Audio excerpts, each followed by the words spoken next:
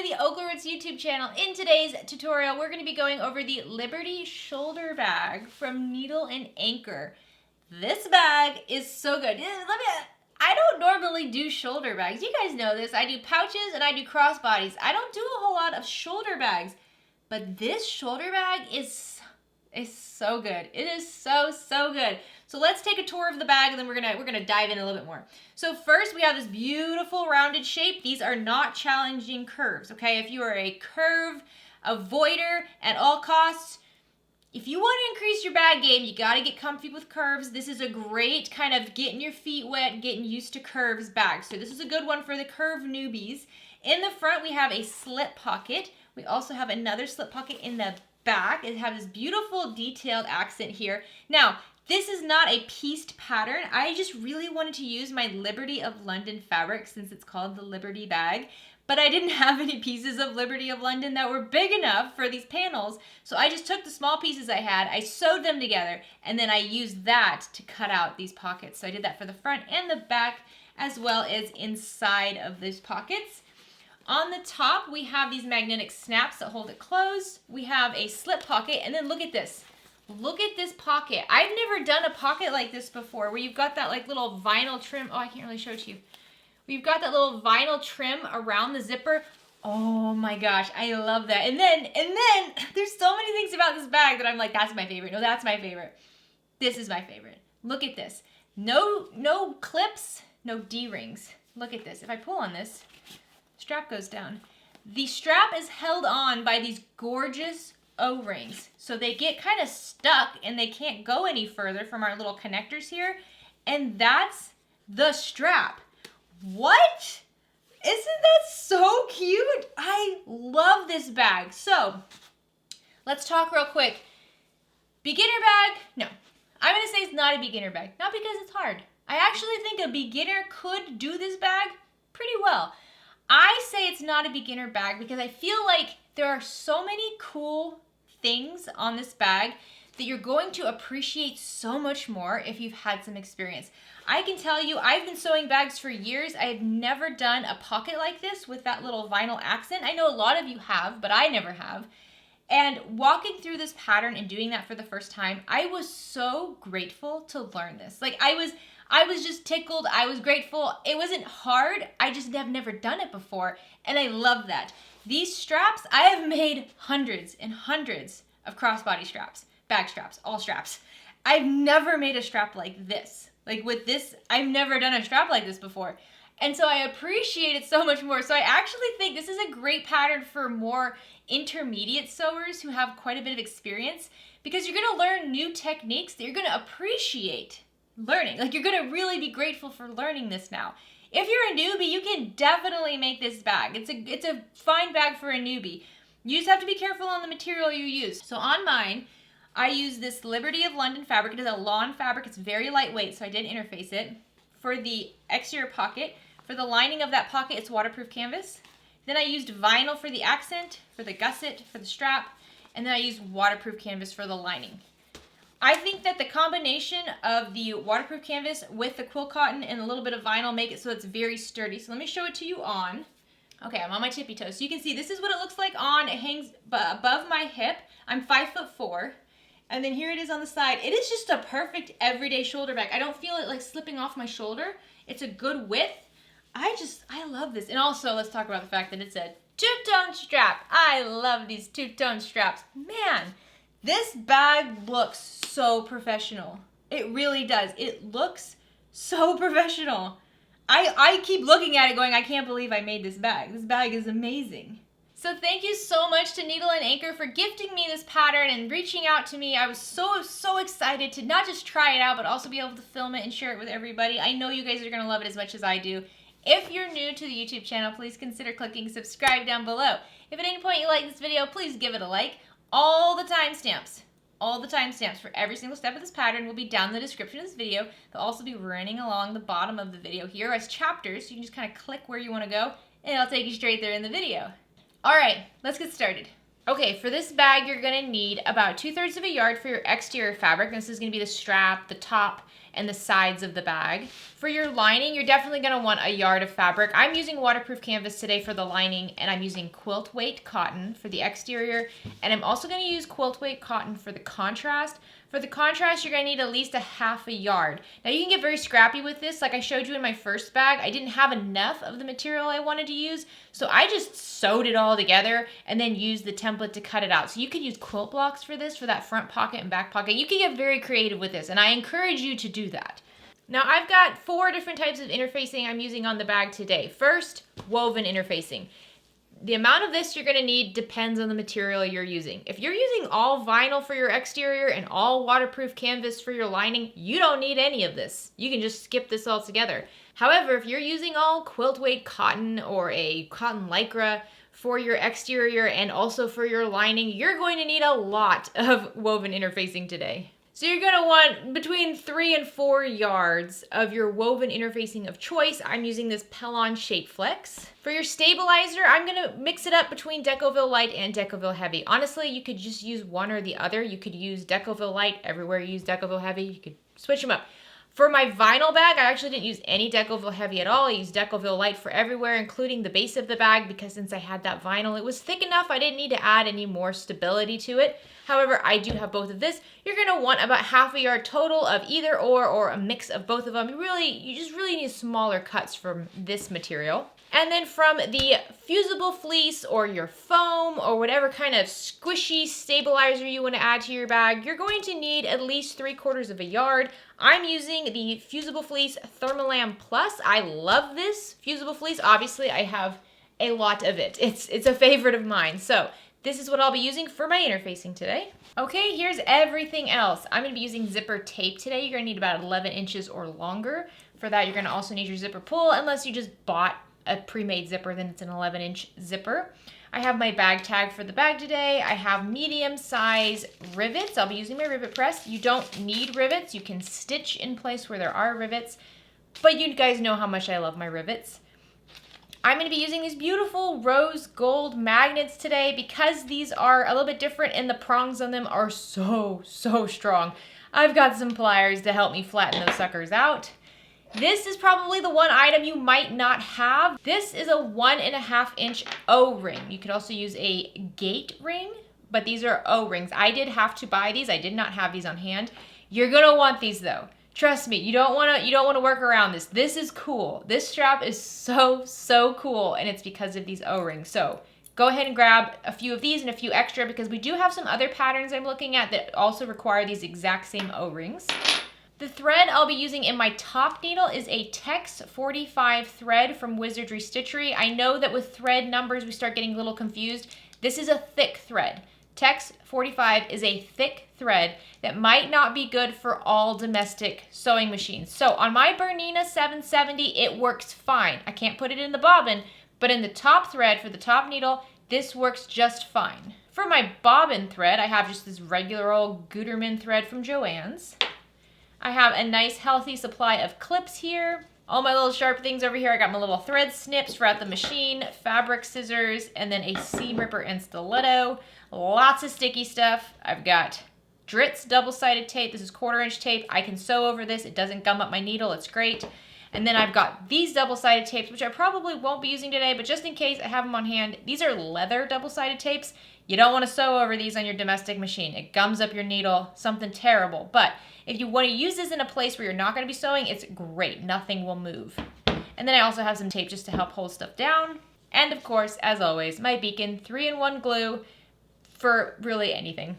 You know what? I went ahead and grabbed some duct tape as well because I've been seeing people use duct tape to cover the back of their prongs for bag tags and for metal snaps and things like that instead of like gluing on a piece of fusible fleece. So I think I'm going to try that today. I'm going to try putting duct tape over the back of some of these prongs and we'll see how that wears out. Okay, I'm going to first show you the 2 pattern pieces I will not be using today. First, I'm not using this slip pocket version. There are 2 different slip pocket versions.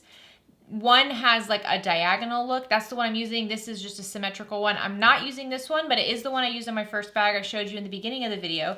And then I'm not using the zipper pocket facing because I'm using waterproof canvas. I really don't need this. If you're using quilt cotton for your lining fabric, you do want to use this. But because I'm not using that, I don't need to use this. Okay, so let's start with those pockets. I'm using the diagonal slip pocket. You're gonna want 2 of your contrasting fabric cuts, and you're gonna want them mirrored. So you see when I put them right sides together, they line up perfectly, but when they're both right sides up, you see? You see? This is not a complicated thing. You mirror them. So one direction, flip over your pattern piece, the other one the other direction. Both of these are quilt cotton, and they're both interfaced with that SF101. And then you're gonna need 4 cuts from your lining, 2 in one direction, and 2 mirrored in the other direction, just like that. See? These are all waterproof canvas. They're not interfaced with anything. Okay, next up, I have my zipper pocket trim. This is so cute. This is so cute. Again, this is not so much beginner pattern. I think you should have some experience under your belt where you haven't done something like this so you can really appreciate how cool this is. But you're gonna need 1 cut of vinyl, cork, anything that can have raw edges. So this is the only piece of vinyl I have in my bag. It needs to be something that can have raw edges. You don't wanna use quilt cotton for this.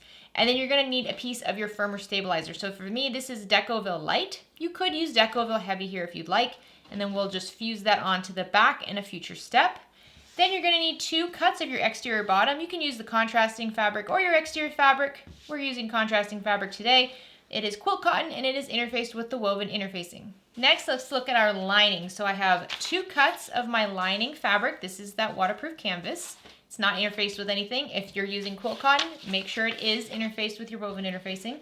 And then 2 cuts of this fusible fleece. This fusible fleece will be adhered to the exterior of the bag after we build it. So there's nothing for you to attach this to yet. Okay, we're gonna attach it later after we build the exterior. All right, for your zipper pocket in the lining of the bag, you're gonna need your zipper pocket A, which is the top of the zipper pocket, and your zipper pocket B, which is going to be the bottom of your zipper pocket, just like that. You don't need pattern pieces for this. There are dimensions, so if you don't want to use those, you don't have to.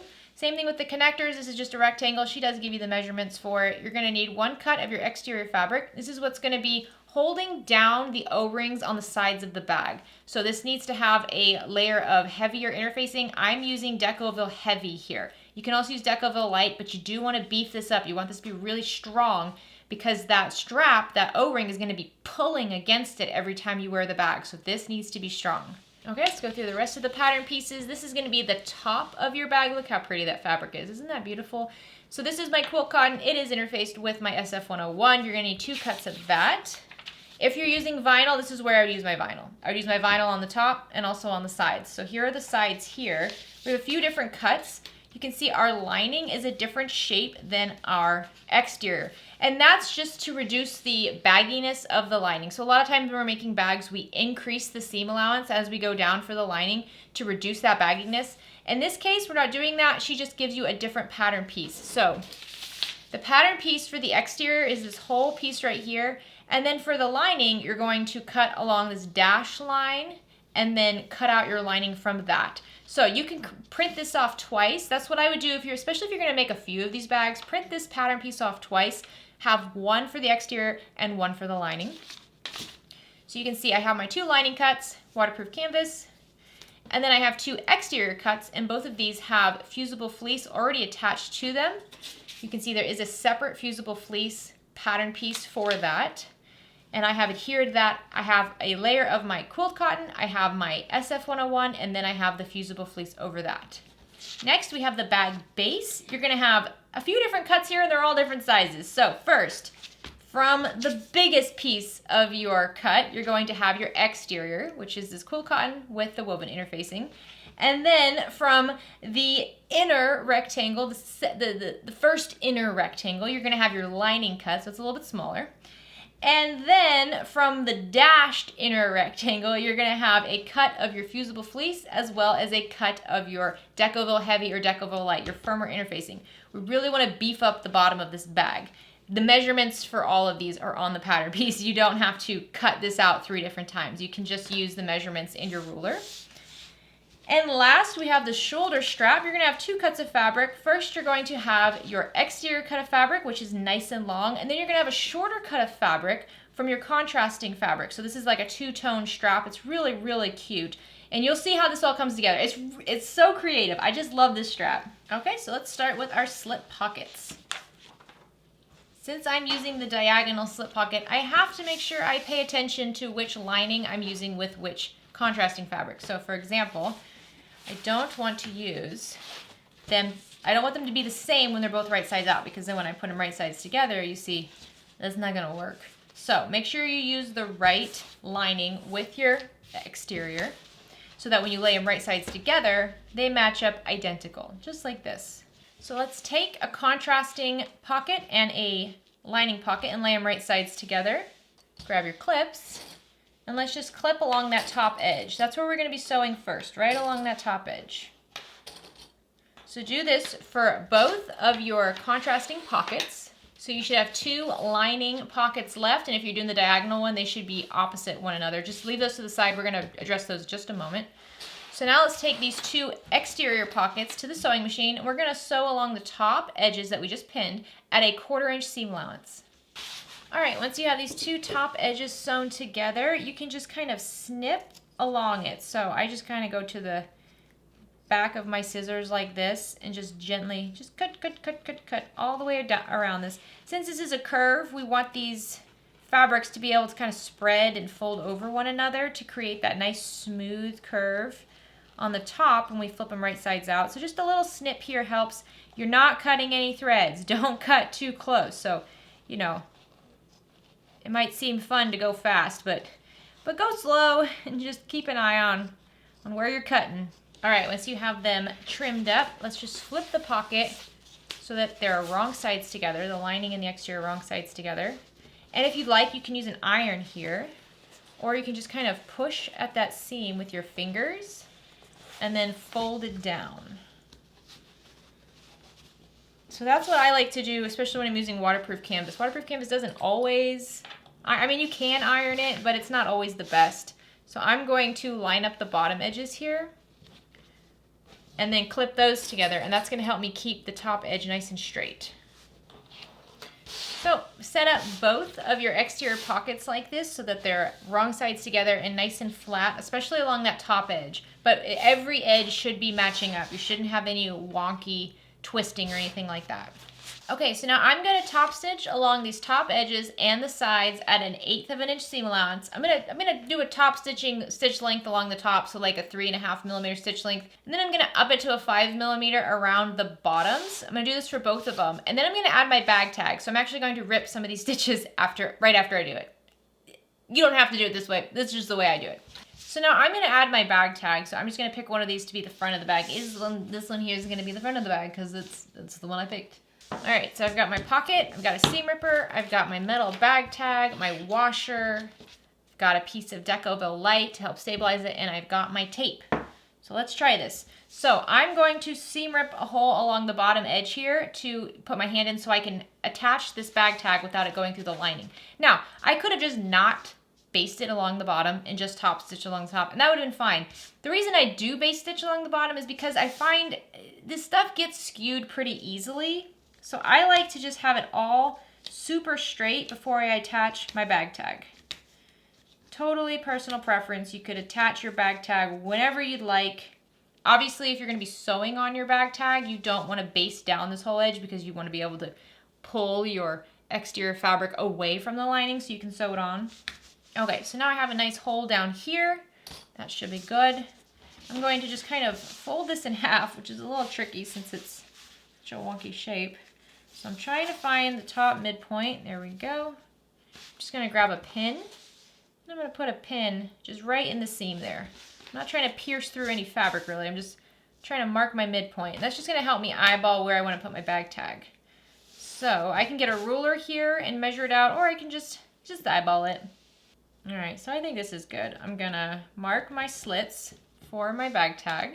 I'm going to grab my seam ripper, and I'm going to gently, very gently, rip along my marked lines for my tag. And I'm not going through the lining, I'm only going through the exterior. Here we go. Now let's grab our bag tag and insert that through those slits we just cut. There we go. So that's what it's gonna look like. That's cute. So now I'm going to mark the same slits on my little piece of Decoville Light here. And this is just going to beef up the connection a little bit more. So I've got these metal prongs going through quilt cotton. If this gets pushed on, shoved on, kind of pulled on, played with by kids, you know what I mean? It's going to rip that quilt cotton, which we don't want. So we're gonna beef it up by adding a little bit of firmer interfacing behind it. So I'm just gonna slide this in, and I'm gonna put the prongs through this as well, and then we'll put the washer on. So we're gonna layer it up. So now that I have the Decoville Light on there, I can grab my washer, put my washer over just like that, and then spread open my prongs. See, that's what we have. So I can kind of shove this out since it's very easy. Okay, now I'm gonna grab a piece of duct tape. And I'm not so sure about the duct tape with the quilt cotton. I've seen this used a lot with vinyl, but you know what, let's just give it a shot. So I'm just going to paste this over those prongs like that. There we go. And that should protect my waterproof canvas. Now, to be honest, my waterproof canvas is probably not going to get torn from those prongs, but just to help. All right, so there we go. We have our bag tag installed. Now I can go back to the machine and I'm just gonna baste over this opening. I know, it's like, why just sew over it if you're just gonna open it up and redo it? Because I did. So now I'm going to just baste over that opening just to keep everything really flat and straight. Okay, my 2 exterior panels are good. Now let's work on the lining. So we're gonna do the lining the same way. We're gonna fold them right sides together, lining up all the edges, but specifically focusing along this top edge right here. Okay, now this time though, we're gonna sew along this top edge at a 5/8 inch seam allowance, so quite a bit bigger. So for this seam, I'm gonna trim it down to about 1/4 inch seam allowance, and then I'm going to cut my little slits. Now if you have pinking shears, that's gonna be a lot easier for you. You don't have to cut all these little tiny slits. But if you don't have pinking shears, it's not a terribly large amount more work. You just slice, slice, slice right in that seam allowance. Okay, just like before, we're gonna turn these wrong sides together. And if you're using material where you can use an iron, go ahead and do that to straighten out this top edge. Or you can just grab some clips and use your fingers. Okay, just like the other pockets, we're gonna top stitch along the top edge at an 1/8 inch seam allowance, and then we're just gonna baste along the bottom and the sides, also at an 1/8 inch seam allowance. Okay, here we go. We've got our 2 exterior pockets and our lining pocket. You can go ahead and set all these to the side. Now let's work on the connector. So you should have your Decoville Light or Decoville Heavy, just your firmer interfacing already attached to the back of your connector. And all we're gonna do pretty much is just wrap the fabric around so that it meets in the center. So I went ahead and marked a center line going down the middle. I'm gonna grab my double-sided tape. This is that leather double-sided tape. I'm okay using it. It is the skinnier one. It's 1/4 inch wide because I will not be sewing over this on this point. I'll be sewing over it a tiny bit elsewhere, but not for like a long period of time. So I'm okay using it here. So now I'm just gonna remove the paper from the tape, and then I'll fold my fabric wrong sides together up to meet that center mark. So it doesn't completely wrap right up around the edge of your stabilizer. I mean, mine doesn't, maybe yours does. So now our strap looks just like this. We're going to sew along both of the folded edges at an 1/8 inch seam allowance, and then you can sew it again at about a 3/8 inch seam allowance. You want to have a good amount of stitches here to really hold everything in place and beef it up. All right, there we go. Isn't that adorable? That's so cute. So now you're just gonna fold the whole thing in half, grab your scissors, and then just cut right along that fold so that you now have 2 connectors, and we can sew these onto the sides. So now take one of your connectors and then your side gusset panel for the exterior fabric, measure down 1 1/4 inch from the top edge, which is that shorter edge, and then pin this down so it's right side up. So it should be just like this. Your connector is longer than the width of your gusset. Then we can go to the sewing machine and just baste down along the edges to hold this in place. Okay, once you have these basted in place, go ahead and cut down your connectors so that they're the same width as the top of your gusset. So I like to do this from the back of the gusset. I find it's just easier to really see those lines so I don't accidentally cut into my gusset. So just do this for both of them. And these little connectors are so cool. This is just gonna be what prevents the strap from coming out of your bag. It's so cool. Okay, you can set these to the side. So now let's build our exteriors. Doesn't this look like a bikini? Like a little bikini. It's so cute. So grab your exterior tops and your exterior bottoms. We'll just do one at a time. Take them and line them up so that, you know, they're just like this. They should be the same width at the bottom of the top and the top of the bottom, you understand. And then we're going to just flip them right sides together and then clip along that straight edge. Okay, now we can take these to the sewing machine and sew along both of the clipped edges at a 3/8 inch seam allowance. Okay, so now I am going to use my iron for this part because I'm using all quilt cotton. If you're using vinyl, you probably just want to press this with your fingers. So we're going to press the seam allowance so it goes along the bottom. So I like to just flip this so that the bottom is wrong side up. We're going to press this like we did with our quilt blocks. So we're just going to press along that seam first. And then push up that bottom. And then finger press nice and tight. Just like that. And then take your iron and press along that seam. And that's how you get a really nice, crisp, straight seam. So we can flip it over. There we go. And give it a little press from the back as well. Do the same thing with your other exterior. Okay, now I'm going to take these to the sewing machine. I'm going to top stitch along the bottom edge. So remember, the seam is underneath this bottom edge. We're just going to top stitch along this bottom edge at an 1/8 of an inch seam allowance. It's going to really hold that seam in place. Okay, so now we're going to attach the fusible fleece to our exterior panels. So lay your exterior panel wrong side up. Grab a cut of your fusible fleece and lay it so that the gritty side, that's the glue, that gritty side is down along the back. And you just kind of center this. There should be, you know, a gap along all the edges because we don't really want to sew over a fusible fleece. We probably will, it'll be fine, but we don't want it really bulking up our seam allowance. Okay, so once you have it the way you like it, just hold on to it and then flip it back over so you have the right side up. Now, if you're using vinyl here, you're not going to flip it over. You're going to leave it upside down. So you're going to leave it like this. Here, I'll just add this over here. So if you're using vinyl, you're going to leave your fusible fleece just like this. Then you're going to grab yourself some scrap fabric. You're going to cover it. And wherever you're fusing, you're going to use a lot of steam and a high heat. And you're going to fuse it from the back of the fusible fleece. Now, it's not ideal to fuse from the back of fusible fleece, but if you got vinyl, that's the only option you have. So you're going to just keep it moving, nice and hot, lots of steam from the back. Move your pressing cloth to do the same thing on the bottom, okay? Since we're using quilt cotton, we can fuse from the front, but that doesn't mean this is easier. Fusible fleece has a tendency, as the glue melts, it contracts like this, and then it ripples the fabric. And so if you're using a thinner weight fabric like quilt cotton, or a lawn material especially, it's just going to start waving up. So the trick to that is to keep your iron moving. Again, we want a lot of heat, a lot of steam, but we don't want to hold our iron in one place for too long. We want to keep it moving. So you want to keep an even heat, but it's going to have to keep moving. I know. How does that work? I don't know.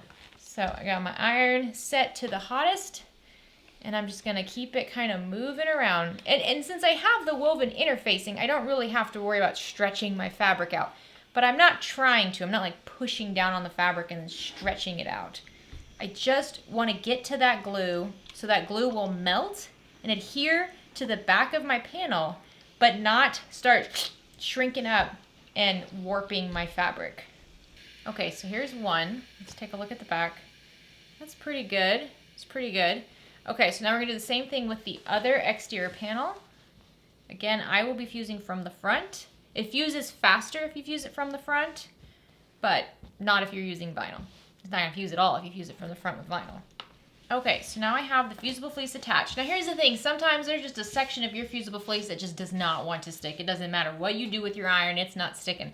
If you have that happen, just grab your glue. Pull up that piece of fusible fleece, glue underneath it, push it back down, call it a day, you're done. Don't drive yourself crazy with the iron and the fusible fleece. Okay, so now we have our two exterior panels. Look how cute those are. They're so cute. Now I'm going to grab my pockets and we're going to attach these on top of them. So just line up the edges. You might find it easier if you mark midpoints here. You know what? You're going to have to mark a midpoint later anyways. Let's just do it now. So let's fold our exteriors together. It's easiest if you line up the top and then go down the sides. Line them up where they connect between the top and the bottom there. Continue going along the bottom. And then I'm going to use scissors here to just cut a tiny, tiny triangle to mark my midpoint. I'm going to do this on my other exterior and also on the bottom of my pockets.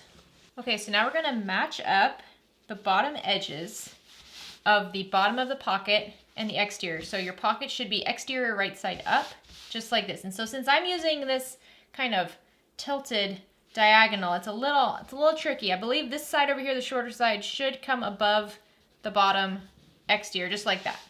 That looks good. I'm not that picky. Okay, so now I'm gonna clip this pocket in place. Isn't that cute? I like this diagonal. Do the same thing with your other exterior panel. Okay, now all we have to do is go to the sewing machine and just baste along the sides and the bottom at 1/8 of an inch seam allowance just to hold the pocket in place. Okay, so now we're gonna grab the rivet press, or this is my hole punch press, and you're gonna measure in 2 inches from each side of your pocket. So I'm using the diagonal, so I'm gonna measure 2 inches in from down here, and then 2 inches in from down here. My rivets are gonna be a little skewed because my pocket is skewed. If you're using the other pocket, they'll be about the same. And we're gonna add rivets here. Now, we're adding rivets to kind of protect the seam of this pocket, okay? You don't have to add rivets here. What you could do is just top stitch over the pocket. So you're gonna top stitch through the pocket and the exterior, 2 inches down, and back stitch well. You could do that on both sides here just to reinforce this pocket so they have a lot of strength while you're using them, because you're gonna be, shoving your hand in there. Who knows what you're gonna put in there, right? So you wanna make sure that there's some extra support here. I'm gonna use rivets because I love using rivets. I have a whole tutorial going over the rivet press, the dies, all the things I use, so I will link that down below and also up here on the top of the video. But the first thing I did was mark placement for where I want my rivets to go. So I'm just using the hole punch die to punch the holes where I marked them. And I'm punching through the pocket and the exterior, through all the layers here. Now I can grab my rivets and just push them through those holes. And you have a male end and a female end, and they'll just snap together. So you don't have to hold it in place. You can just snap them and then press them all at the same time. Now I'm gonna grab my rivet press with the rivet die on there. And I'm just going to press my rivets in place.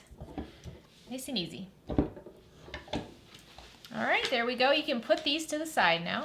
So now let's work on our lining panels. I'm not gonna be attaching the zipper facing because like I said, I'm not using it with the waterproof canvas. If you're using quilt cotton, go ahead and do that. It adds extra support to the fabric holding that zipper design. So it is recommended, especially if you're using quilt cotton. But now what we want to do is take our pattern piece and lay it over our lining piece. You can be doing this from the right side or the wrong side. Either side will be fine. Make sure you mark holes in the center of your magnetic snap placements, these little circles here. And then in those holes, just mark dots on your lining panel. This is placement for the magnetic snaps. Do this for both lining panels. And now you're gonna grab your snaps and we're just gonna install these on our lining panels. So we're gonna install both the males on one and both the females on the other. I don't think it matters which one you do. You're gonna use your washers to help you mark placement for the prongs. So you see these have little prongs, and then the center of the washer has that dot. Just center your washer over the dot you marked on your lining panel, and then mark in those vertical slits, just like that, and that's gonna be placement for your prongs. So do this for all 4 magnetic snaps. All right, once you have those marks made, just grab your seam ripper and very gently rip along those marks. There we go. It's always better for your little slits here to be on the smaller side rather than on the larger side. You don't want these things kind of jiggling around in there. So now I have 4 scrap cuts here of Decoville Light. I'm just going to mark those same slits in here, and this is just going to be extra support for my lining because I don't want these snaps pulling on my lining, multiple times a day and then ripping the lining. Even though it's waterproof canvas and it's sturdy, it can still rip it. So this is just gonna help with that. So just like we did for the lining, we're going to rip slits on this as well. All right, so let's start with the male ends. So I'm just going to push in the prongs into those slits, just like that. Flip it over, take one of my scrap pieces of Decoville Light or Decoville Heavy or Fusible Fleece, even just a scrap piece of vinyl would work. And then I'm gonna grab my washer, lay my washer over that. And then like I said, these prongs are extremely sturdy. So I'm actually gonna use some pliers here to help push them down. There we go. All right, and then to protect the exterior fabric, I'm gonna try the duct tape again. So I'm gonna take some duct tape here, rip it off, and just cover the back of my prongs with duct tape, just like that. So that's great. It's quicker than, you know, gluing it. So I'm gonna do the same thing with the other, well, this is the female end. I'm gonna do the same thing with the other female ends. So these are both female ends here. All right, here we go. We're done with attaching the female ends. Let's do the same thing for the male ends. Okay, so we're gonna install the male ends on the right side of the lining, and then flip it over, attach your stabilizer, attach your washer, and then use the pliers to push it all down. And then use your tape to tape the back. Okay, so do the same thing with the other male one. And there we go. We have our magnetic snaps attached. So now let's attach the slip pocket. So pick either of the linings to do this with, and just lay your lining right side up, and then take your slip pocket, and if you have a preference on which side is the right side, lay that right side up. You know what, I made the mistake. I did not cut my lining slip pocket at a smaller size like I was supposed to. So what I'm gonna do is I'm just gonna line it up a little bit on the lower side so it's not right up against those magnets. I'm gonna clip it in place the best I can. So originally you're supposed to cut the lining panels for the interior at a smaller size. I didn't do that. I cut them at the same size as the exterior, which means they're too big. But that's okay. So what I'm gonna do is I'm actually gonna go to the sewing machine, and I'm going to baste this in place from the back of the lining panel. So I'm just gonna lay it just like this in my sewing machine. I'm gonna baste along the edge at 1/8 of an inch seam allowance, and then I'll trim down the excess of my lining panel. So this is a little hacky, a little hokey pokey, but if you made a mistake, you can fix it. This is a lining panel. We just don't want, you know, this to be right up against and covering our magnet. So we just want to make sure this is down far enough so that it doesn't do that, but we should be good. Okay, so if you cut these at the right size, this will all line up perfectly. But if you did it at the wrong size, like I did, then what we're gonna do now is we're gonna trim down the excess of that pocket. So I have a little overhang here for my lining pocket. I'm just gonna trim it down so that the lining pocket is the same size as my lining. Okay, so now just like we did with the exterior pockets, we're gonna rivet here. If you don't wanna rivet, just top stitch right over your top stitching about 2 inches in. Make sure you back stitch really well, just again to secure the pocket. You honestly probably could skip this, especially for the lining, but it adds some reinforcement, which is nice. Gonna grab some rivets and just rivet this pocket in place. Okay, now that you have that slip pocket done, you can set this to the side. And now, the moment we've all been waiting for. That awesome zipper pocket. First things first, let's adhere our Decoville light or heavy, whichever one you chose, to the back of our vinyl. Now, I get asked this all the time, how I put interfacing on vinyl. So I left these apart so that I can show you that. So it's just like I was explaining earlier, but I'm gonna take my vinyl piece here, I'm gonna lay it vinyl side down. So I'm looking at the back of my vinyl, and then I'm gonna have my interfacing, which for me is Decoville light, and I'm just gonna center that right over the back of my vinyl, just like that. Now I'm gonna grab that scrap piece of fabric, and I can cover the whole thing if I want, but just to make sure it doesn't move, since this is so skinny and wobbly, I'm going to just do half of it at a time. So I'm covering half of it. I'm being very careful not to like move anything, right? Everything needs to stay exactly in the right spot. Now I've got my iron. It's nice and hot and it's nice and steamy. And I'm going to press it over the back. So I'm looking at the wrong side of my vinyl, and I'm looking at the back of my Decoville light, and just a lot of heat, a lot of steam. I have found that I don't have any problem with the vinyl warping. And I'll even show you, I'm using a textured vinyl here. So I don't have any problem with the vinyl melting, the vinyl warping. I just don't want the vinyl to touch my iron, right? That's the big deal here. We don't want the vinyl touching the iron. As long as you do that, you should be fine. Okay, so I have this half fused on. I I can kind of mess with it. It's still warm, so I don't want to mess with it too much, but it's great. It's fused on perfectly. So now I'm going to cover the other side. Here we go. And just fuse this on like that. And there we go. Now our vinyl is nice and fused. I still have this texture. I don't know if you can hear it. Do you hear that? This is a textured vinyl. I can still scrape it and I get that nice little sound. So there we go. Now this is all nice and firm and ready to be attached. So now I'm going to find the midpoint along this top edge right here by just folding this in half. While you're here, you can also do the midpoint on the bottom because you're going to need that later. Now I'm going to grab some of my double-sided tape and I'm going to just go along the long edges with this. You can definitely use the Dritz double-sided tape if you feel like you might end up sewing over this. I am hoping that I don't sew over it. I'm hoping that my stitching doesn't go right over this tape for a long period of time. But if it does, then I will just change my needle. No big deal. Okay, I'm going to kind of fold the top edge to find the midpoint, and I'm just going to kind of crease it a little bit. So now I have a little crease right where my top edge is. Okay, and I measured down 1 3/4 of an inch from this top midpoint and matched up my midpoint with this, and I removed the paper from the top tape here. So I'm just going to kind of put this in place. That looks fairly straight. I mean, maybe not totally straight. Maybe we can straighten it out a little bit better. I love this. It looks like a little hungry monster, doesn't it? It's so funny. I love that so much. Okay, so now I'm just going to flip this up and remove the paper from the bottom tape. Well, there we go. And just tape this down. We don't have to worry about this moving around on us. We don't want to use pins in our vinyl. Look how fun that is. I love him.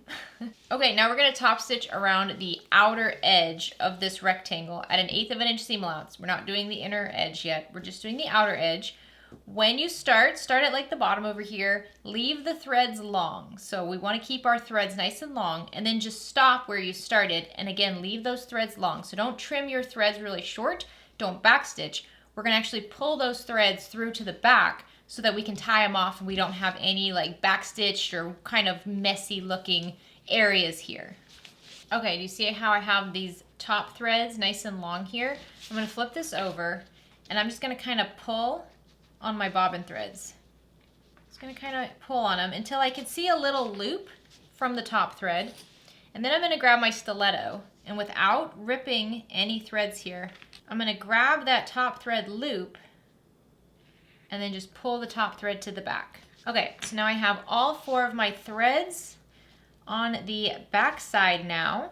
Now we can just divide them 2 and 2 and then tie them in a double knot. Nice and tight. All right, once you have that knot tied, you can now trim your threads. They don't have to be cut super short because this is the back of the lining. No one's gonna see it. Okay, now we're gonna flip this whole thing back, right side up, and now we're gonna trim out this inner part right here. So I'm gonna grab a seam ripper to get started. And I'm just seam ripping my lining. And now I'm going to trim right inside the vinyl. So you see how I can kind of pull the vinyl back a little bit? I'm gonna trim my lining so it's just behind the vinyl. Don't get too crazy here. You don't want to, start trimming all the way up to the top or anything.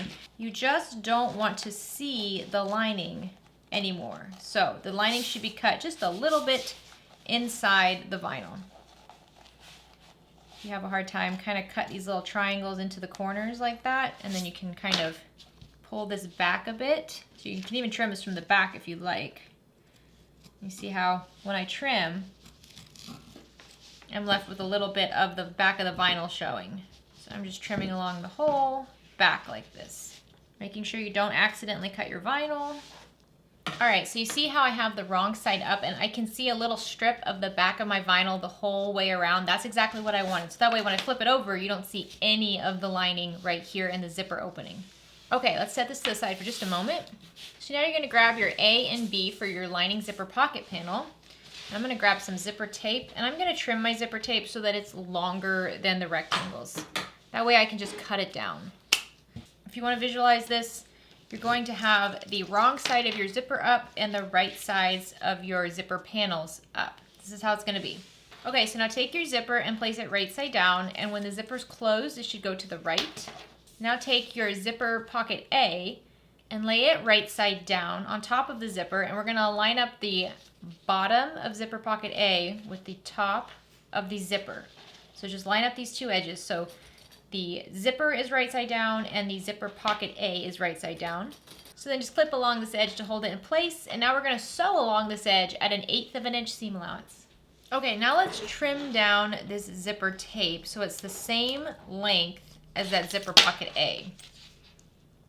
There we go. This will make it easier to attach to the next piece. So now you should be able to flip your zipper pocket A up and out of the way, and so you have the right side of zipper pocket A and the wrong side of the zipper. This is how it should be attached. So now with the wrong side of the zipper up, take zipper pocket B, lay it right side down, and we're gonna match up the bottom edge of the zipper tape, which is gonna be the top edge of the B panel. I suggest not having directional fabric for this pocket, just to keep, you know, it all easy to figure out. So let's just clip along this edge. So we have the zipper right side down and also zipper pocket B right side down. Okay, now let's go sew along this clipped edge at 1/8 of an inch seam allowance.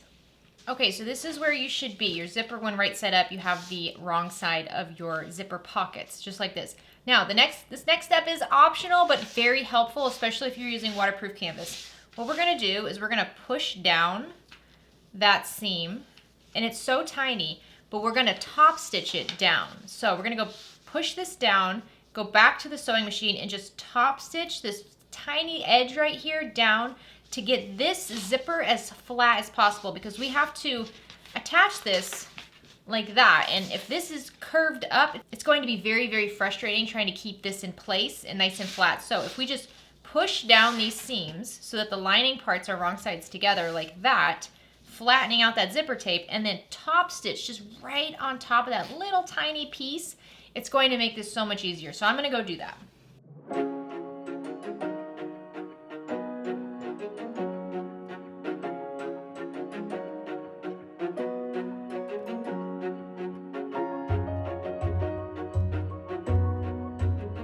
Okay, here we go. So now you see how flat our zipper tape is. I can just flop this on and I don't have to worry about anything. It's fantastic. So now take your lining pocket and lay it right side down, wrong side up. I'm gonna add some more tape, but this time I'm gonna add the Dritz wash away tape because I will be sewing over this quite a bit and I don't want to have any sort of chaos with my needle. So I'm going to attach this right along the bottom edge of my zipper opening. So I'm going like just right along that edge. And oftentimes we'll attach this tape to the zipper, but in this case, we're not quite sure how much of this zipper is going to be showing. So just to make sure none of this tape shows in our little opening right here, we're going to attach it to the back of this panel so we don't even have to worry about it with the zipper. So I'm going along the top and the bottom. Okay, so I'm going to move my zipper pull towards the center. I'm going to take the top paper off my tape and I'm kind of line this up. And we want everything to be centered. Don't stress too much about pockets on the lining, guys. We just want it to be centered on here and then centered on the zipper. So I'm just kind of pushing down this top edge over here. And I'll move my zipper pull all the way to the left. There we go. So now you can just kind of manipulate it with your fingers. I know there's going to be some bulk here. It's kind of a teeter-totter because of that seam. I know it's a little tricky. Okay, so I've got that attached. Now I'm going to flip up my lining panel and remove the paper on that bottom tape, just like that. And then I'll just push down my bottom tape as well. And if you got to move stuff around, you can always lift it up and move it around. Do your best to get this nice and straight. Look how cool that is. Isn't that so cool? Look how professional we are. That's amazing. Okay, so now we're gonna top stitch along this inner rectangle, and just like we did with the outer top stitching, we're gonna leave our tails nice and long so we can pull them through to the back of the lining and just make this super professional. Okay, so this is where we should be. So on the back of your zipper, I want you to pull on the bobbin thread, just like we did before. And the goal here is by pulling on the bobbin thread, we're gonna pull up a little loop from the top thread, and then we can use stiletto, pencil, whatever is nice and sharp to pull that top thread to the back. So now you should have 4 threads back here. We can just divvy them up and then tie them in double knots. All right, once you have those tied, you can just trim this down and then just trim off those threads. Okay, now with the pocket right side up, the lining right side down, fold the pocket up in half, just like this, and pin along this top edge. So I'm gonna use clips, but I say pin.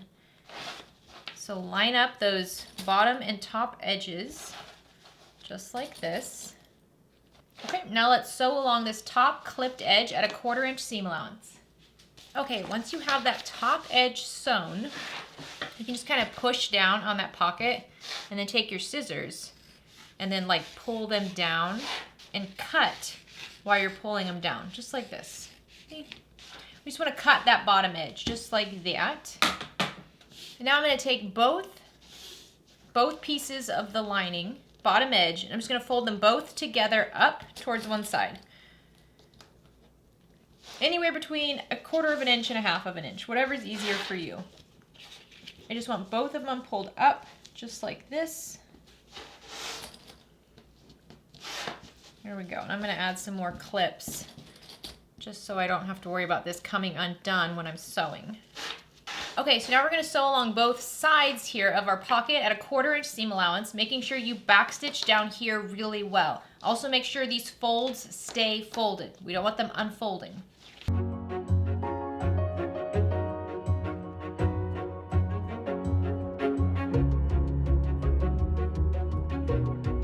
There you go. And now you just leave this bottom open because you're going to turn the bag out through that later. Look how cute this is. Look how professional that looks. Congratulations to you. If you did this, I hope you try. Even if you're like, I don't want to. Just try. This is cool. This is a cool look. You're going to like it. All right, go ahead and put this to the side. Now we're going to do our last bit of fusing. So you're going to need your iron for this. Take your exterior bottom, lay it right side down. Grab your firm interfacing and center it. Now you might want to draw lines that are 3/8 of an inch around all 4 edges. You can do that, or you can just kind of center it like I'm doing it. Okay, if you're using vinyl, get a pressing cloth, press from the back. If you're using quilt cotton like I am, we can press from the front. So we just center it and then flip it, hoping it stayed in place. Grab our iron, nice and hot with lots of steam, and fuse that Decoville Heavy, which is what I'm using, fuse it in place. So if you're using vinyl here, you can definitely use Decoville Light to firm up this bottom. If you're using quilt cotton, I would go with like a Peltex or a Decoville Heavy, something a little bit firmer. We want this bag to be able to withstand daily use, right? Okay, we have that fused on. Now again, looking at the back, I'm going to take my fusible fleece with the gritty glue side down. I'm just going to cover that over my Decoville Heavy, just like that. And then I'm going to flip it all over again. And I'm going to fuse it again. Now this one actually might not fuse that well from the front. I might have to fuse the fusible fleece from the back. We'll see. See if that fused. Yeah, that fused. That was okay. I had to be there for a while, but it did fuse. All right, so now we're just going to build the bottom and the sides. So let's start with the exterior. Take your exterior bottom, lay it right side up. Grab one of your gussets and take the bottom and line it up with one of the short edges of your exterior bottom and lay them right sides together, just like this. Then we can just clip these together. Okay, now let's go sew along the short edge at a 3/8 inch seam allowance. Okay, once you have one side attached to the base, you can just kind of flip that out of the way for the moment, and then let's attach the other gusset to the other side of the base. Again, right sides together. And then we're just going to sew along this edge at a 3/8 inch seam allowance. So now let's just trim these seam allowances down just a bit. I'm going to just trim them in half. Just like that. And then you can fold those seams behind the base or behind the gusset. Honestly, I find it's a little bit easier to fold the seams behind the gusset. The firmer interfacing on the base kind of pushes them there. So that's the way I'm going to do it, but you can definitely fold these seams behind the base like the pattern suggests and then top stitch along the base. Since I'm folding my seams behind the gusset, I'm just going to top stitch along the gusset at an 1/8 of an inch seam allowance. Okay, there we go. That's the exterior gusset. So now let's do the same thing for the lining gusset. So we don't have any interfacing or anything for the lining gusset, but let's just line up those short edges, right sides together. And let's sew along those edges at a 3/8 inch seam allowance. All right, once you have one gusset attached, let's do the same on the other side. Just once again, right sides together. And we'll sew along this edge at a 3/8 inch seam allowance. Okay, for this one, I am going to fold the seam behind the base because it's easier since I don't have any of that firm interfacing there. So I'm just gonna fold it down like that. You can press this with an iron if you like. And then I'm gonna top stitch along the base at an 1/8 of an inch seam allowance. I'm gonna do this with both sides here just to get this nice and flat. All right, now we've got pretty much all the panels done. We just gotta put it together. So let's work with the exterior first. So for this gusset, let's just fold the whole gusset in half. And honestly, you just have to really fold the base down here. Make sure you line up those seams. And let's mark the midpoints on both sides of the base.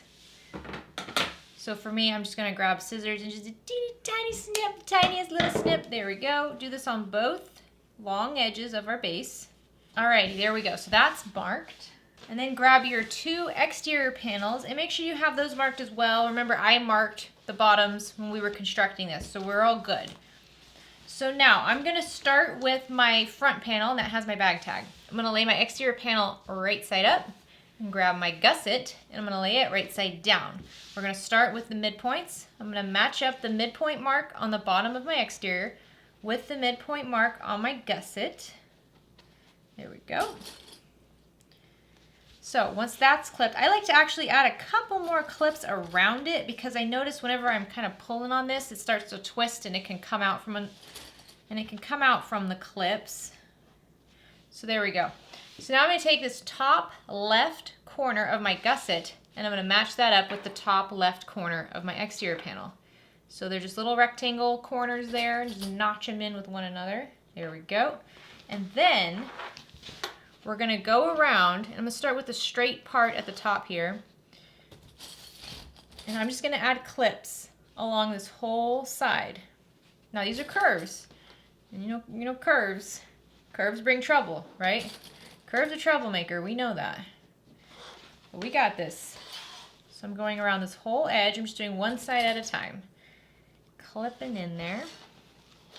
What you might wanna do is kind of flip this over and create like a bowl shape like that. So you see how I'm kind of straightening out, making like a little wall out of my gusset like that. And then with my exterior, I just kind of tuck that in like a bowl. And that might be a little bit easier for you to get everything lined up without a whole bunch of pleating or anything. Okay, see how that worked out? See how it's all nice and clipped like that? And if you have an area that's kind of bubbling up, just unclip a little bit around it, smooth it. You should be okay. Worst case scenario, you just can't get these little bubbles out of here. Take some scissors and clip into the gusset so the gusset can spread out a little bit more, but you shouldn't actually need to. This curve isn't that bad. It looks worse than it is. So I'm going to do the other side the same way. I'm just attaching those outer corners together first. And then I'm going to go along the straight edge by the top here. And then I'm gonna work on this curve down here. Okay, so now we're going to take this to the sewing machine and we're going to sew along this clipped curvy edge from top to top at a 3/8 inch seam allowance. I can't remember if it was easier to sew with the exterior wrong side up or with the gusset wrong side up. Let's do it with the gusset wrong side up. I think that's going to be easier. Let's do it with the gusset wrong side up, 3/8 inch seam allowance.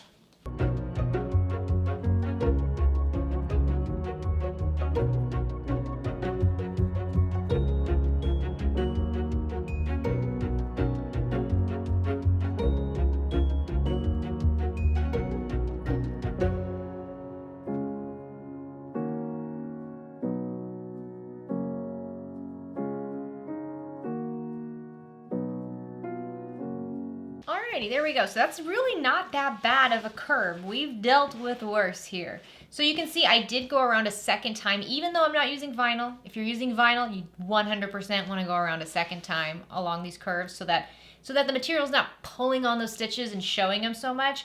But even with quilt cotton, I'm going to do that because there's still some bulk here, right? We've still got some bulk. So it's just going to It's just an extra very quick step that's going to prevent any sort of headache with that later. All right, so now we just need to attach this to the other side as well. So we're going to lay our remaining exterior piece right side up and then flip this down so that you have the right side of the gusset against the right side of your exterior piece. Let's clip along that bottom midpoint mark first.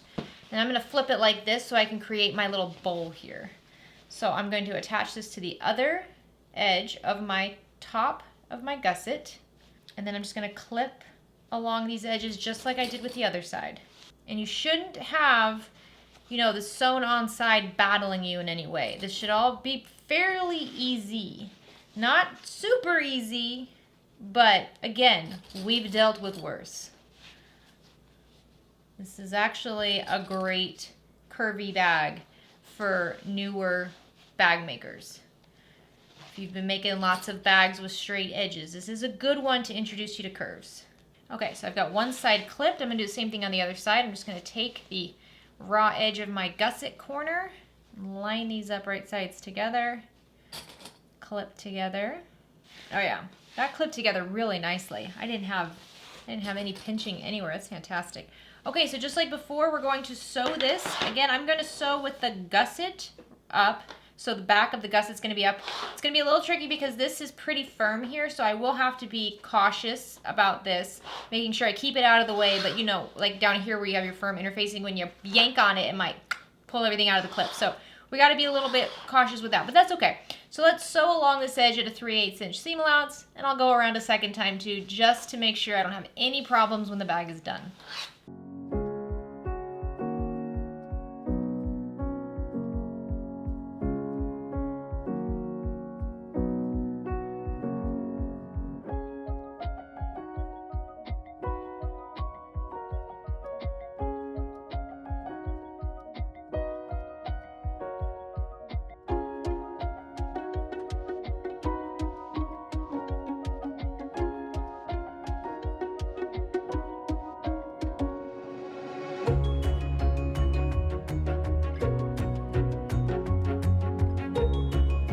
Okay, so once you have these all sewn together, let's just trim down these seam allowances. So I'm pretty much gonna start trimming below my connector. So here's my little exterior connector. I'm gonna start below that, and I'm just gonna trim my seam allowance down to 1/4 of an inch, or you can just kind of trim it in half and be okay. We just don't want these big bulky seams in our bag anymore. Make sure you don't get too close to your stitching. You don't want to accidentally trim your stitches. Accidentally trimmed at the top, didn't mean to do that. And I trimmed all the way to the top on the other side too, didn't I? Dang it. Try to remember to stop trimming when you get about 2 inches away from the top of your bag. You don't want to trim all the way to the top. I did on accident. So see, as I go up, once I get to that connector, and I just want to veer off and be done. All right, we'll see how that goes. Okay, go ahead and set this to the side and let's work on the lining. So we're gonna put together the lining just like we did the exterior. Let's find the midpoint along the bottom of our lining. So again, I'm just gonna match up those seams. I don't need to go all the way to the top with my gusset. I just need the seams.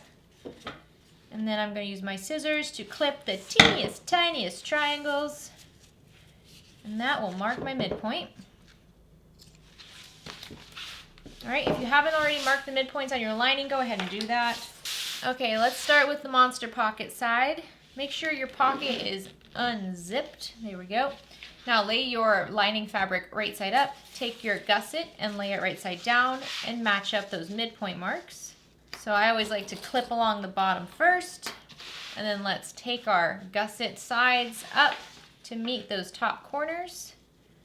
Clip up there, and then just like before, we can flip this over so that we can kind of tuck it in. And we're just going to go around the lining and clip these right sides together. Now with the lining, if you get some pleats, if you get some bubbles, don't worry about it. It's the lining. Once you have one side clipped, go ahead and do the same thing with the other side, just lining up those top corners first, and then just going along the side and just tucking it all in as best you can.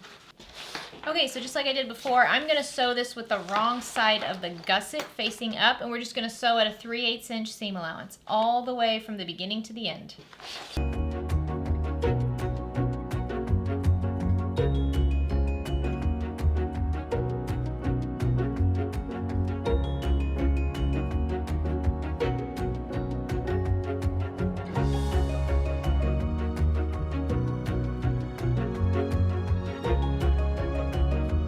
Okay, there we go. We've got one attached. Now, I don't know if you can see. You really can't even see, but I do have some pleats on the lining. That's fine. One thing I forgot to mention, make sure you pull this pocket out of the way. Don't accidentally sew the edges of this pocket in the seam.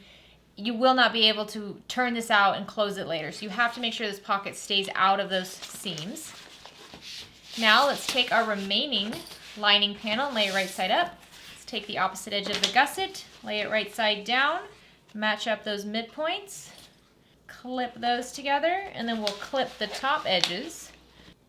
Okay, once again, I'm going to flip this so that I'm looking at the back of the lining panel I'm working on, and I'm just going to tuck this in like a bowl all the way around the side that I'm clipping.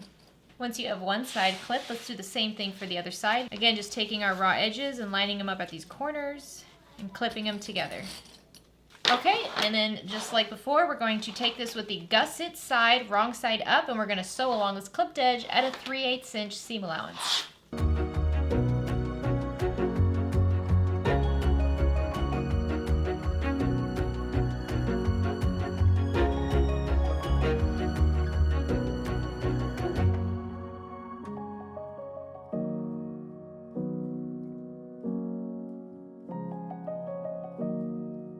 All right, once it's all sewn together, let's trim down these seam allowances. Again, I'm just going to cut them in half. You'll notice I didn't do a second row of stitching on the lining. I find it really doesn't need it. The exterior is where those seams are really going to be pushed on a lot.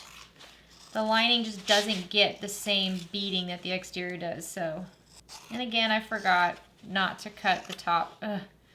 So you should trim down your seam allowance below this little bump up here. All right, let's put this bag together. So take your lining and flip it so that it's right side out. I'm not so sure about the duct tape, guys. It keeps kind of coming off. I don't think that's going to stick very well. Live and learn. All right, make sure your zipper is open. We're going to be turning the bag through that later. Okay, now let's insert these together. Now, I like the mouth pocket here to be on the opposite side from the front of the bag, because that way when I open the bag, I want to see the pocket. So I'm going to insert this so the pocket is facing the back of the bag, and then that slip pocket is facing the front of the bag. It's up to you though how you do this. You don't have to do what I do. Now, the reason you're not supposed to trim down the seams at the top here is because you want to spread open these seam allowances to get this as flat as possible. If you do trim them down, it happens. It really just depends on the material you're using on how big of a headache that's going to be. But I'm going to try to spread them open with my fingers and clip them together. You could always grab some double-sided tape here and tape down these seam allowances at the top to ensure that they stay open, because sometimes after we sew it and then flip it, they fold in on themselves. We have the lining and the exterior right sides together. We're just clipping these seams so that they're matching completely. All right, so once you have the sides clipped, then you're just gonna go along the entire top edge, and it should kind of line up pretty well. You shouldn't have to really work with this a whole lot. Okay, now let's sew along this top clipped edge at a 3/8 inch seam allowance. I'm gonna sew from the inside of the bag. So when I open this up like this, I'll be sewing with the lining wrong side up. If you wanna remove your table and wrap this around the arm of your sewing machine and sew it like this, you can do that too. Whichever one is easier.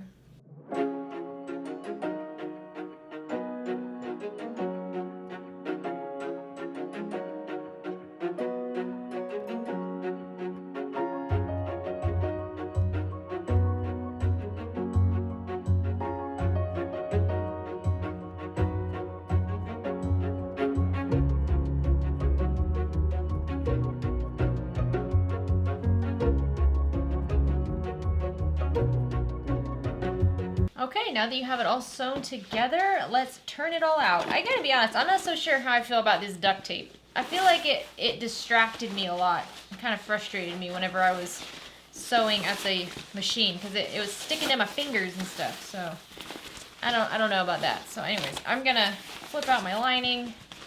I'm gonna push out the exterior through that pocket down here. All right, make sure your exterior pockets don't start wrapping around the whole bag and get you confused. So I'm just gonna use my hand and poke out the bottom of the bag. Oh yeah, that looks So cute. Those colors are good together. Okay, and now we got to poke out the top of the bag, which is the harder part. Actually, you know what? I meant to trim that. So, bring this back. I am going to just pull these top edges up, and I'm going to trim right into those corners. I want to get those corners trimmed down. You could have also trimmed the entire top edge of this seam, which was probably a good idea, but I didn't do that. Okay, I'm going to bring the other edge out, and I want to just trim these corners so that we can get them as straight as possible. All right, there we go. This is looking cute. Okay, so now I'm going to push my lining in all the way. So this gives you a good idea of what your bag looks like. How cute is this? This is a really happy bag. Okay, so now we're going to top stitch along this top edge. I know, that's the part we always dread, okay? If you're using quilt cotton, you should be good here. This isn't terribly thick. So I like to put my hand into that hole in the lining and push out these seams really nicely, and then I roll the seam just a little bit so that if I'm looking at it from the lining side, I see a little slip of exterior, but if I look at it from the exterior side, I don't see any lining. I don't really like the lining kind of peeking out, so I like to just roll the seam just the tiniest bit so that the exterior is peeking into the lining side.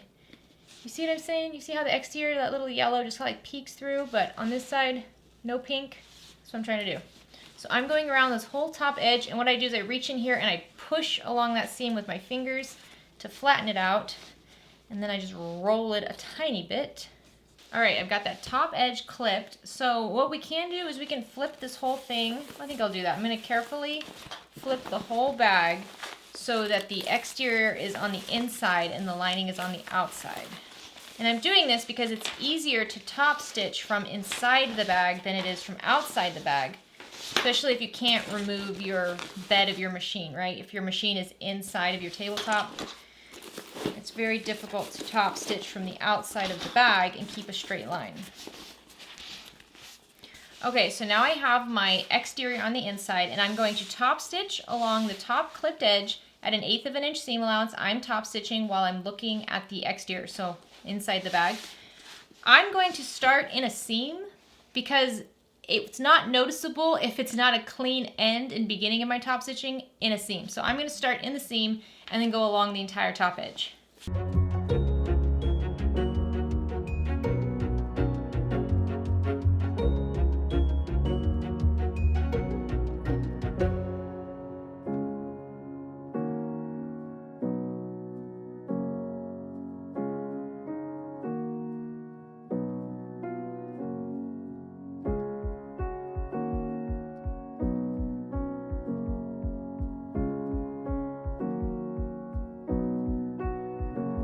Okay, now I've had a few of you suggest I finish off my seams this way. My thread cutter accidentally cut over here, so we're going to deal with that later. But here are my beginning and end threads. So I have my 4 threads, right? So a few of you guys have suggested this method. I'm going to give it a shot. So you said thread my exterior threads through a needle, a hand sewing needle that has a large eye. So I've got a cross stitch needle here, and I'll warn you, I've never done this before, so I don't know what I'm doing. And then insert it where the stitches begin and end. Oh, you guys, this is not a sharp enough needle. I gotta find a different needle. This cross stitch needle is not gonna work. Okay, I've got a different needle, but I'm gonna have to do the threads one at a time. Okay, so I'm gonna grab one of my exterior threads and thread it through my needle. And then I'm going to insert it where I have it coming out of the bag from starting my stitching. I'm going to grab a leather thimble while I'm doing this because I've had the end of these needles go into my finger before, and it is not good. And then we're just going to push this needle into the seam between the exterior and the lining. Ooh. Okay, there we go. And then pull that thread out. So now that thread is coming out in the seam. So I'm going to do the same thing with the other top thread. I'm gonna grab my pliers and try to pull this out. Okay, okay, here we go.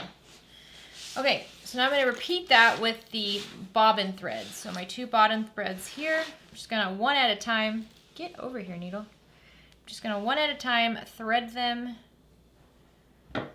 and then push them through the lining and the exterior seam so they all come out there. And I did backstitch at the beginning and the end of this just in case this didn't work. I didn't want to, you know, just not have any secure end to my stitching. Okay, so now all 4 of my threads are coming out between the seam. Well, for the most part, a lot of them are coming out of the exterior fabric, but they're coming out around the seam. So now, just like we did before, we're going to split them 2 and 2 and tie them in a really tight knot. So nice and down in there. There we go. I'm going to do a 3rd one too, just for fun. That's probably a little overboard. I'm probably going to regret that 3rd one, but that's okay. Okay, and then you guys said to take the needle and thread each of these and then insert them into the seam so that we can like pull it through somewhere else, you know, and then the tails are inside between the bag. Just like we do when we're hand stitching a lot of different items, like when we're hand stitching the scrunchies or we're hand stitching those little needle holders, or hand stitching binding even, we like to have the tails in there so that it's less likely that knot will come undone. Okay, I'm gonna do it. But this is not the right type of needle. I'm gonna need to get a different type of needle if I'm gonna do this again. Because threading this needle 4 times with my eyesight is not good. All right, so I'm just gonna insert that where that knot is. I'm gonna push it through, and honestly, I'm just gonna push it through like an inch or 2. And I know it's waterproof canvas, and I shouldn't do this, but I'm going to. There we go. Just gonna pull it through like that. I'm gonna do the same thing with the other 3 threads. Okay, now we're just gonna trim down the thread right where it's coming out. Okay, and that's another way to finish off our top stitching. Now that actually does look really good. That's probably the best version I've seen yet. For this little mess over here, I'm gonna trim it down and I'm going to burn it with a lighter. Okay, so here's where we have it. You can see I have a little bit of a black stain right here because I got a little overzealous with my lighter. Probably shouldn't do that. Anyways, let's close up the hole in our lining pocket. So go ahead and pull that out through the pocket. And now you should be able to just kind of tug on it and just fold down the edges. So you can fold them down anywhere between 1/4 of an inch and 1/2 of an inch, honestly. So just fold them down so all the raw edges are generously tucked in so that when we top stitch, we don't have to worry about not catching both sides of this fold. Okay, now I'm going to top stitch along this entire edge at 1/8 of an inch seam allowance, back stitching at the beginning and the end. This is just going to close that hole. Okay, now just tuck in that pocket into your zipper pocket and get it nice and flat. There we go, and then tuck your whole lining in there. All right, so the back part is pretty much done. If you notice that your seams are kind of curling in on one another, especially along the bottom here, you can push them out and then add clips to form it the way you want it to be. And then just leave these clips on for a couple hours, and when you take them off, the bag will have more of the structure that you want. So I'm just gonna add these to the sides and the bottom. Okay, so you see how I have it all rolled out and then clipped, and I'm just gonna leave those clips on for the remainder of the video, and then I'll take them off before the end, and then our seams should be good, and they should stay the way we want them, like that. Okay, now let's finish up this bag with our straps. So the first thing we wanna do is mark a midpoint line along the back side of each of our straps. Okay, now take both of your straps and lay them right sides together. Now one is longer than the other, but you're gonna line up the short edges right sides together. Grab some clips to clip those in place. Now do the same thing on the other side. Line them up and clip them short sides, right sides together. Now let's sew along both of these short edges at a 3/8 inch seam allowance. Okay, so I don't think we'll be sewing over the center of this very much, so I'm gonna take my 1/2 inch leather super sticky tape, and I am going to just add the tape along that midpoint mark all the way down. And when I come to my seams here, I'm just gonna press them open with my fingers. You can press them open with an iron if you'd like. Now, honestly, I probably don't even need to use tape here. I can probably just press this whole thing. I kind of forgot that I was working with quilt cotton. I'm so used to working with vinyl. But this way, if you are working with vinyl, this is what you would do. Okay, so I'm just going around the entire loop, and then I'll cut it off. So now what we want to do is we can remove some of the tape, and then fold our edges wrong sides together to meet that middle line. Just like that. So I'm going to go around the entire loop doing this, just folding them wrong sides together and adding them to the tape. Like I said, we could press this with an iron. I feel like that would be a little bit more finicky if we did that. So I'm just going to use the tape. I don't even think I'm going to go over it with an iron after this. Okay, so I have all of that taped down. I don't need to press this with an iron since it's all nice and flat. And now what I want to do is just straighten it out so that the raw edge side are coming together. So those are the wrong sides together. Straighten this out. And you should have the same amount of, for me, that yellow fabric. You should have the same amount of that yellow fabric peeking through on the ends. And I'm just gonna flatten it out with my fingers, grab some clips, and I'm just gonna clip this entire strap wrong sides together, just like this. Okay, so now we're going to take this to the sewing machine and figure out which side is the right side and which side is the wrong side. So which side is going to be the top of the strap and which side is going to be underneath. For me, the top of the strap is going to be like this, and then this will be that little pop underneath. So I'm going to sew it with this side up. I'm going to top stitch around all 4 edges at 1/8 of an inch seam allowance, and then I'm going to go around a second time at 1/4 inch seam allowance, just to have a nice, sturdy, double top stitch strap.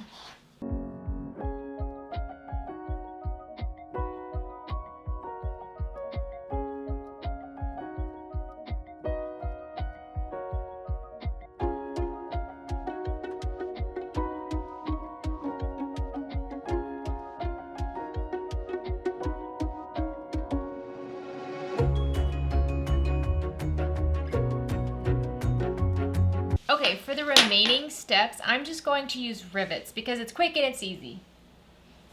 So, grab your bag and take your shoulder strap so that the shoulder strap is right side going on top, and then just insert your shoulder strap into that connector just like that. Now, grab one of your rings, and I'm just going to wrap this around right where that seam is. So see that seam between my exterior and my contrasting fabric? I'm just going to wrap this around just like that. I'm going to grab a couple of clips to hold that in place. There we go. Isn't that cool?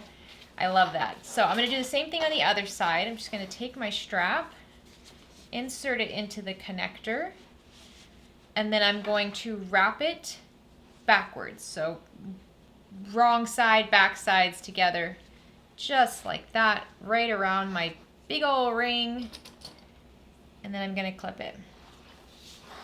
Now, I like to add 2 rivets here, so I just kind of eyeball it.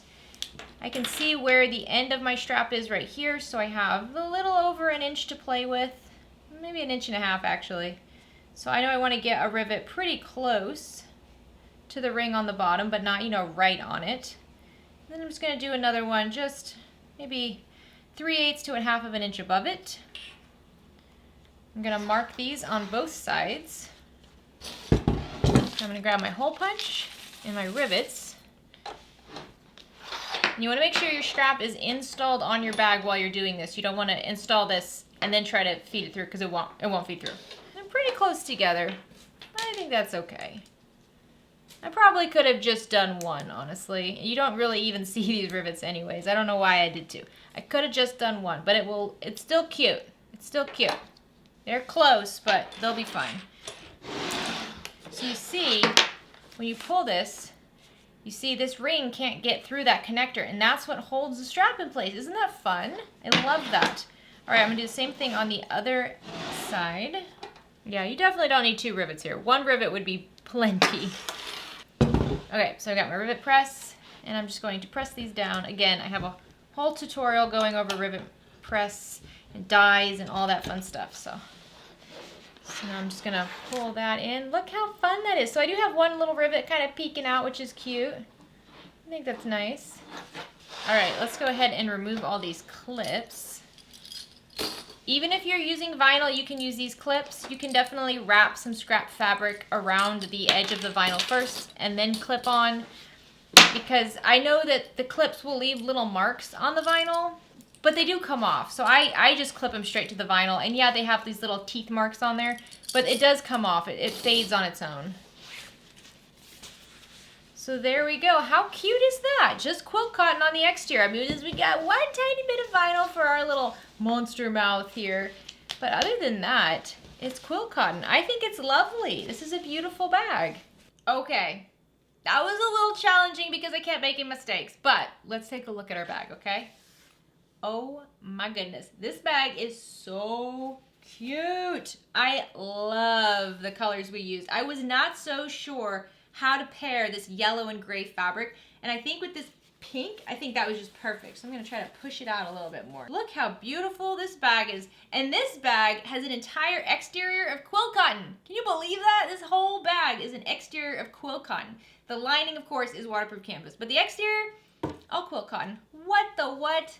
Love this. And I do too love that we did like the diagonal pocket. It doesn't look that different from the first bag, see? I mean, they look different. Look at this. Look at these little buddies. Look how cute they are together. Let me get over here.